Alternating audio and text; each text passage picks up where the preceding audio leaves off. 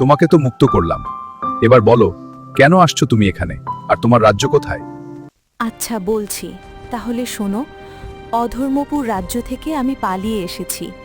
আমি যখন ছোট ছিলাম তখন আমি একজন ধার্মিক মুনিব পাই, যে আমাকে খুব আদর যত্ন করত, আমার খেয়াল রাখত।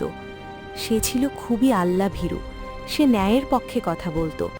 কিন্তু অধর্মপুর রাজ্যের রাজা ছিল খুবই জালিম, সে ভালো মানুষদের বন্দি করে অত্যাচার করত। একইভাবে একদিন আমার মনিবকেও তারা রাজ্যে ডেকে নেয় এবং তাকে তার ন্যায়ের পক্ষ থেকে ফিরে আসতে বলে আর রাজার গোলামি করতে বলে। কিন্তু আমার মনিব তাদের প্রস্তাবে রাজি হয় না, এজন্য তাকে বন্দি করে।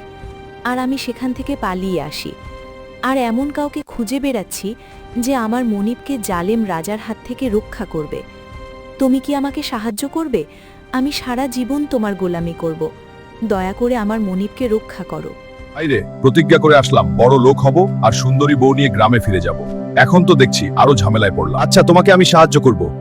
গ্রামের সবাই আমাকে অকর্মা বলে, আমি সবাইকে দেখিয়ে দিব আমিও অনেক কিছু করতে পারি। এখন বলো কিভাবে যাব ওই অধর্মপুর রাজ্যে? আমাকে নিয়ে চলো ওই জালিম রাজার প্রাসাদের দিকে। সত্যি, আমি তোমার প্রতি কৃতজ্ঞ।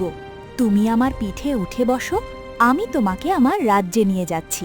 আর আমি তোমাকে কথা দিচ্ছি, তোমাকে বড়লোক হওয়ার জন্য এবং সুন্দরী বউ এনে দেওয়ার জন্য আমি তোমাকে সাহায্য করব। চলো, তোমার মনিবকে মুক্ত করেই ফিরবো। আর বন্ধুরা, শেষ পর্যন্ত আমাকে দেখতে থাকো, অনেক পর্ব হবে। আর হ্যাঁ, সবাই পেজটা ফলো দিয়ে আমার সাথেই যুক্ত হয়ে থাকো আর কমেন্টে বলো জালিম রাজাকে কিভাবে শাস্তি দিব।